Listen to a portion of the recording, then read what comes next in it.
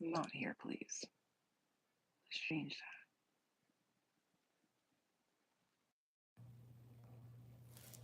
that. Okay. Hold on. Okay, let's get it all the way together now. All right, so you see the title. The Screaming Eagle, a call heard around the world. So this is wholeheartedly based in collective awakening. I'm being brought back to the parallels between the year 2020 and 2024. Okay, we talked about these parallels before. If you've been watching the channel, you'll know. So take into account 11/11. I always talk about parallels. Okay, so let's think about like school days, parallel lines. You know, like they run like this, they run like this.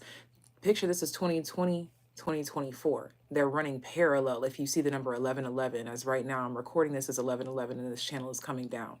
11/11. There's something here about these two parallels. They are perfectly aligned, which is reminding me of another channeled message that I got that what day was it? Was the exact axis point. We talk about this year being an 8 year, which is also the affinity. Okay, let's see. Let's see.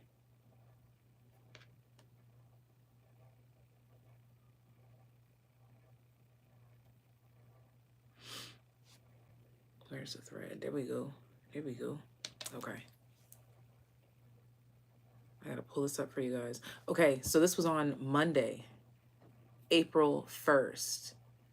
And I had this channel that says today is the axis of the infinite 8. Infinity symbol, and also if you look at the similarity between the infinity symbol and the DNA strand, you know, like if you type in DNA, the little emoji that pops up, but you know, like in science, you've seen the DNA before. Okay, so we're taking note of the similarities in these. And this is the card that came out here, and I want you to take note of that. That's the access point. So this is the card of South Node, which says, don't let your past hold you back. This is the crossroads. This is the point of reflection and determination now, okay? This is where it's like, okay, decisions are being made. Things are being done. Minds are being made up. Directions are being chose. Now, there's something very specific about the parallel between 2020 and 2024 about decisions made then and what they've led up to, and decisions made now, what they will lead up to. So, of course, this is a general message, so you have your own life, okay? So you have to fit this where it does fit, okay? This is about collective awakening, but I want you to really consider yourself in parallel to the collective awakening. So as the collective went through an awakening in 2020, the collective is going through another awakening in 2024. There's a parallel here, but in that same parallel, you went through your own storyline, your own situations in 2020. There's going to be a parallel. Now, just because they're parallel doesn't mean that they are going to end exactly the same. It just means that they might be under the same theme, concept, level of awareness. This could essentially just be you seeing your own growth in some parallel or similar situations, okay? And we have luck is on your side. New moon in Sagittarius. This is giving, again, mass awakenings. It's giving, like, you remember when we were all talking about like I feel like it was a heightened wave of like the ear ringing. I feel like there's going to be more of that. It may show up a bit differently.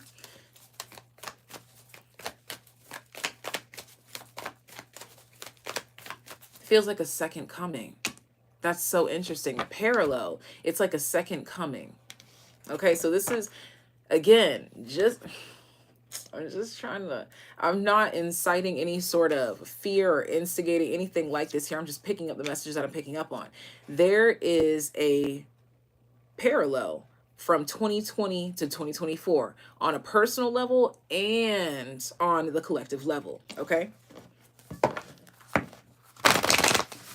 There are parallels. The best way to describe a parallel is equaling, balancing out, justice. It's giving that. Thank you so much, Laura Lee. Thank you guys for being here. And also I want to take note too, in this imagery, does that not look like a globe? I don't know how much of the lines you can see, but it has like the what are those lines called? Oh my gosh. For coordinates, okay? It has the lines for the coordinates, and it's like an epicenter right there, and it's like these clouds or whatever are the actual clouds. But it's interesting that it's this darkness here. So there is also something about shadows, fears, depths, and consciousness coming up.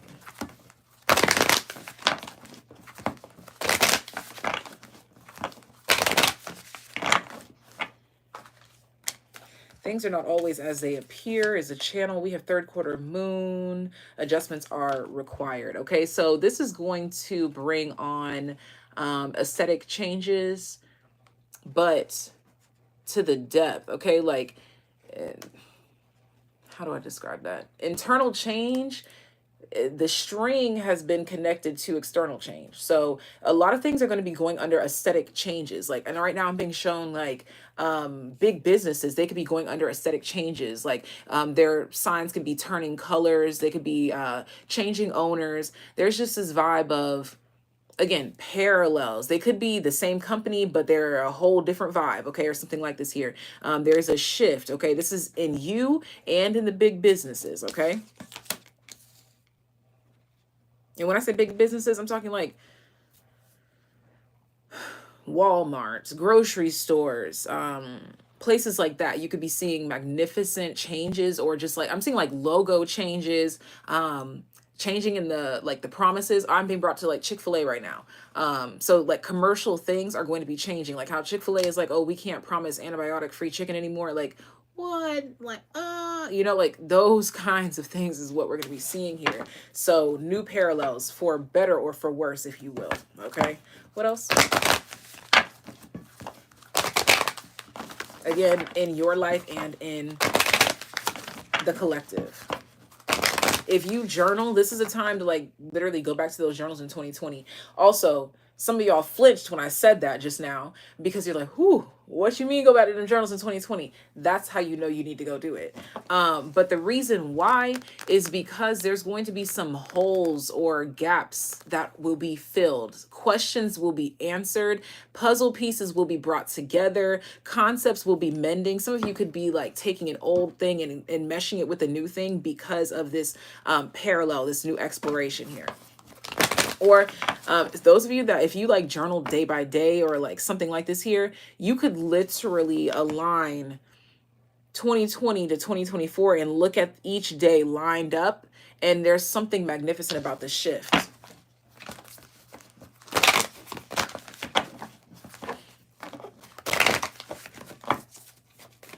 Let's see.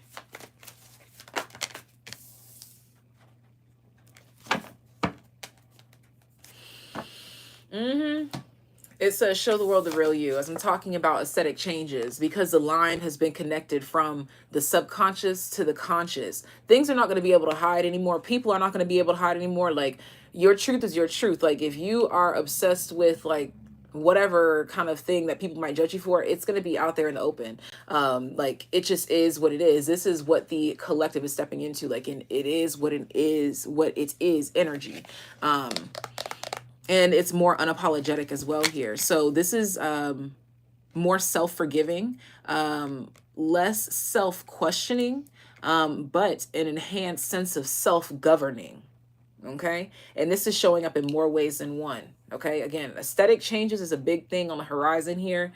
I'm seeing the number 6 weeks, specifically 6 months in the grand scheme of things. 6 years, your mind will be blown.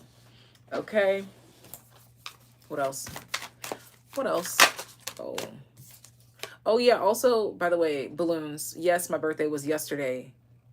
I just like balloons, and they're just gonna vibe until they don't, you know? Okay.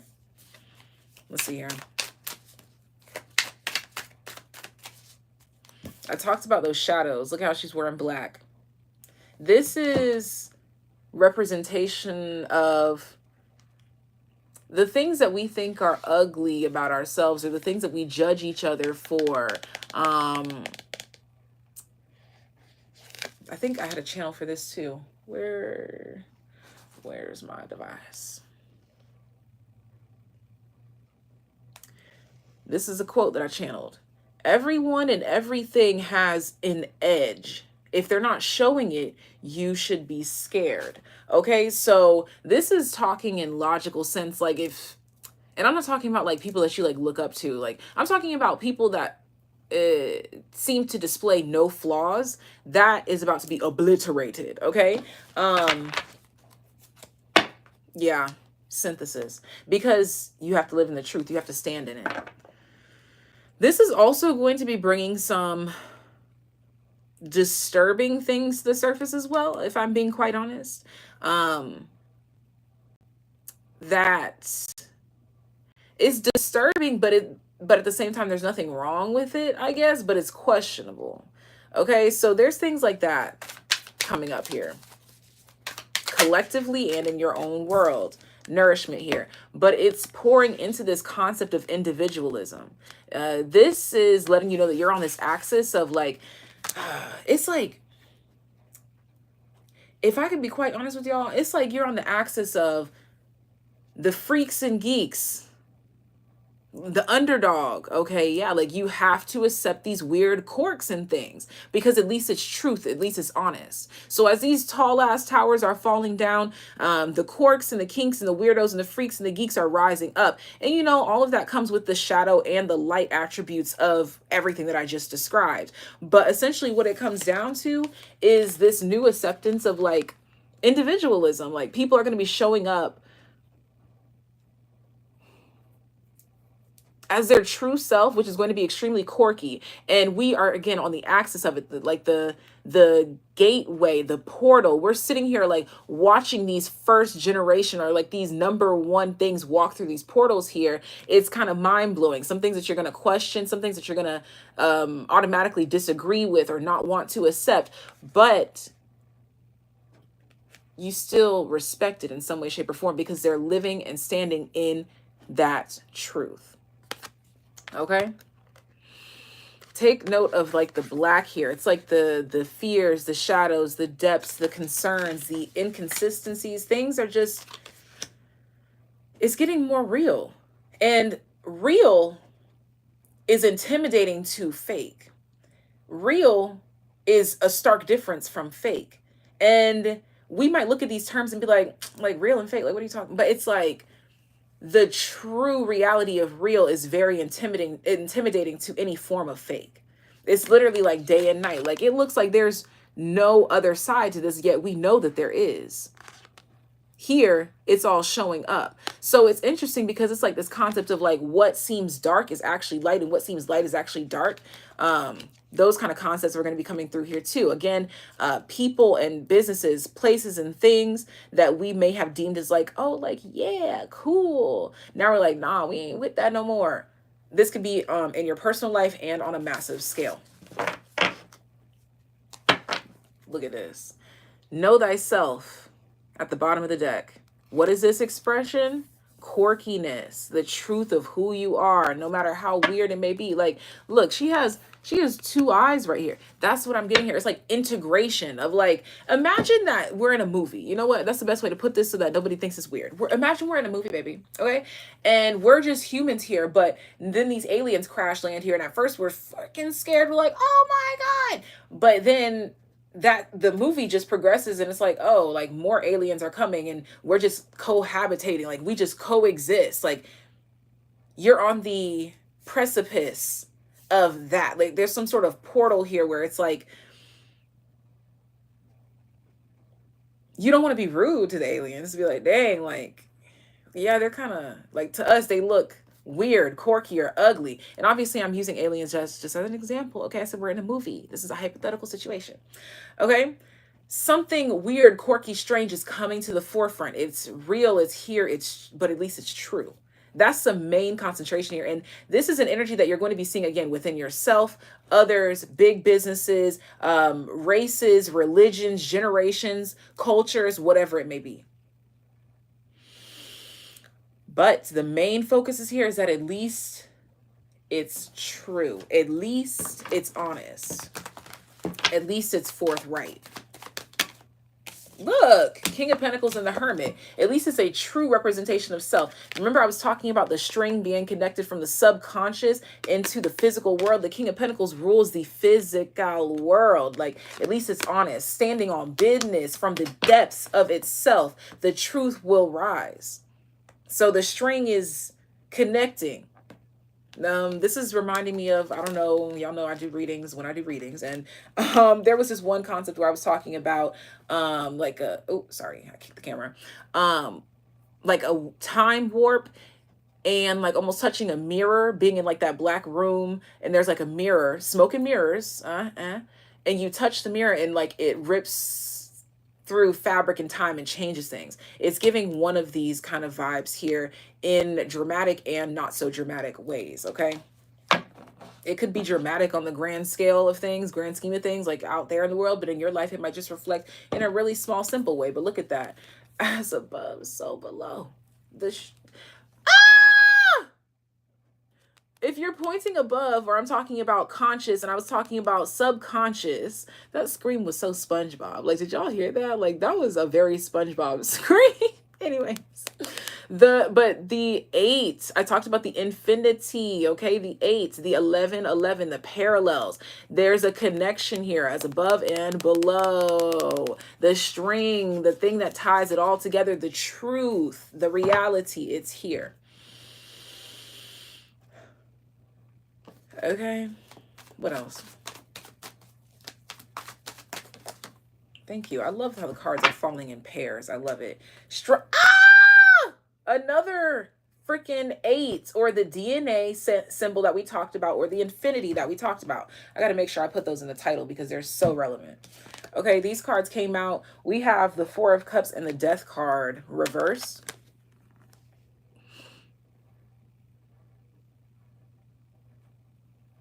This is giving reflection and what we're keeping, what's staying, and what's going.